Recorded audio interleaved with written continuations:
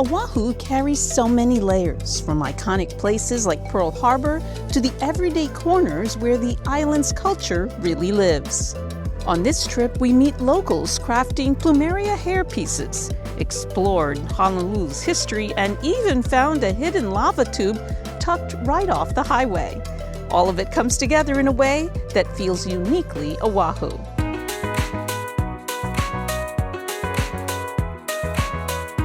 Oahu is kind of the heartbeat of Hawaii. Think city, culture, and coastline.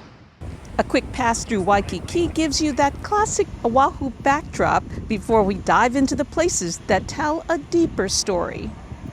My friend knows I'm Filipino, so of course the first stop was Liliha, comfort food that feels like home even when you're thousands of miles away. And since we were already in the neighborhood, we had to swing by Leonard's for malasadas. Malasada? Yes. Okay. A hapia filled. Hapia filled, which is coconut. Leonard's, yes. Yeah. It's practically a requirement. Like a local. What I love about Oahu is how connection shows up in the smallest moments, in the people, the traditions, and the way locals share a piece of themselves with you. Focus. Your heart will be strong if you focus. At Hawaiian Island Cafe, we met folks who reminded us that this island isn't just beautiful, it's generous. Thank you so much. From the mountain to the sea. Hukan.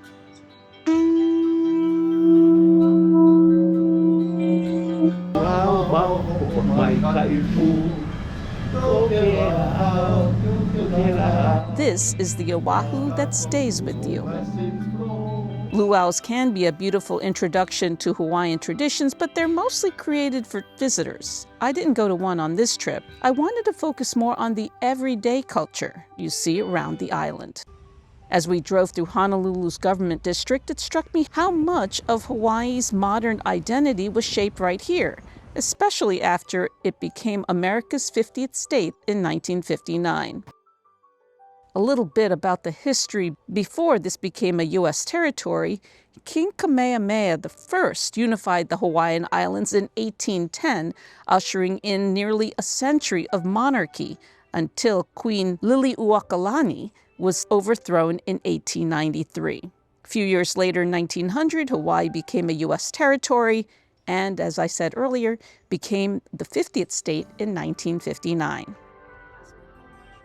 We are at the Bishop Museum.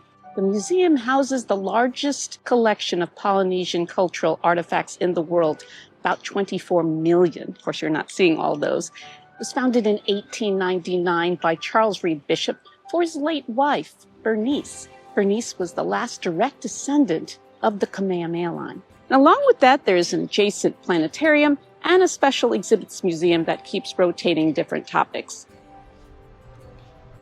Just a few minutes away from the hustle and bustle of Waikiki is this treasure. It's called Queen Emma's Palace. Queen Emma was the wife of King Kamehameha IV in the mid to late 1800s. Queen Emma's Summer Palace is one of the few places where you can still see how Hawaii's royalty lived, preserved just as it was in the 1800s. The prince's bedroom. Prince only lived to be 4 years old. Prince Albert's death didn't end the monarchy, but it did end the Kamehameha IV and Queen Emma's direct line, a loss that reshaped the royal succession and set the kingdom on a more uncertain path. Even the street art here tells a story. Some murals are just for fun, but others reflect the pride and identity of the people who call Oahu home. We're going to something called Mermaid Caves. They're limestone caves that will give us a little bit of a surprise, kind of a hidden gem here on Oahu. Make sure you bring the right shoes, some water shoes, to navigate these rocky terrain. They're not going very far. I've been told about 300 feet. Put our hands up inside. Okay. And then what? What? Set your foot when you can. Lower yourself down a little bit. Okay. Hold on. Ah. Yeah, this. All right. Perfect. Yay. Hey, we're in the Mermaid Caves, at least one of them. It's supposed to be like an underwater cathedral when the sun goes through the limestone rocks. We'll see what that looks like. By the way, you can only come here at low tide. So check the forecast. Oh, how cool is that? And thank you so much to my cameraman I just met. What's your name? Jordan, Thank you, Jordan. you're welcome. These are the mermaid caves, living up to all the hype. Hope you got a sense of how special this is and how you should put it on your Hawaii itinerary. Oahu was built by two massive shield volcanoes millions of years ago, and even though the island looks calm today, you can still see traces of that volcanic past everywhere. Koko Crater, along with Diamond Head and Hanauma Bay, erupted during that period. It's considered extinct today, with activity dated back between roughly 35,000 and 100,000 years ago. We made one more stop, a place most people drive right past, even though it's one of the island's coolest hidden features. Deeper than you think. Okay. So you need one hand. I'm not scared. I'm just scared of centipedes, I guess. All right. You can go all the way. Okay. Yeah. Oh, you okay? Yeah, I just hit my head on no. the ceiling. Oh, this is when it helps to be short. Oh, I would watch the walls. Yeah, but there's nothing much I can do about it. Right. Either.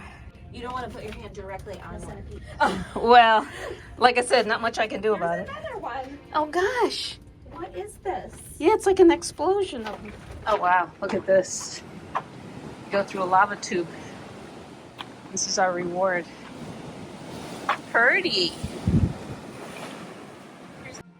Look at this, you guys. I could sit here for hours. So when you find a lava tube tucked right off the highway, it's a reminder that Oahu wasn't shaped by gentle forces. It was carved by fire, pressure, and time. Bizarre, huh? We made it. Yay! After spending time along Oahu's rugged coastline, how about somewhere peaceful? We are at the Byodo In Temple. It was built in 1968 in honor of the 100th anniversary of the arrival of Japanese immigrants to Hawaii. It is a small-scale replica of Phoenix Hall, which was built in the 11th century and is in Uji, Japan, as an UNESCO World Heritage Site.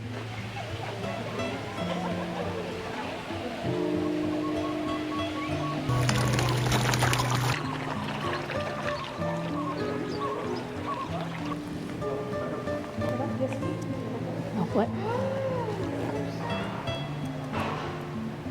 I'm going to ring the sacred bell, and after I do that, I'll tell you what the significance of it is.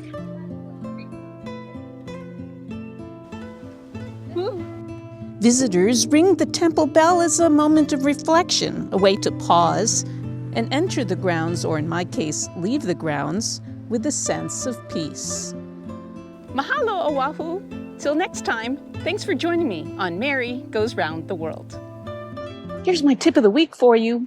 Full price, a little bit steep. Save yourself like $8 if you book online right here in the parking lot. You don't need a lot of advance notice. Second, you can try Groupon or something like that. I even saved more money. Not sure if it's applicable when you come, but definitely at the very least, book online ahead of time. That's my tip of the week.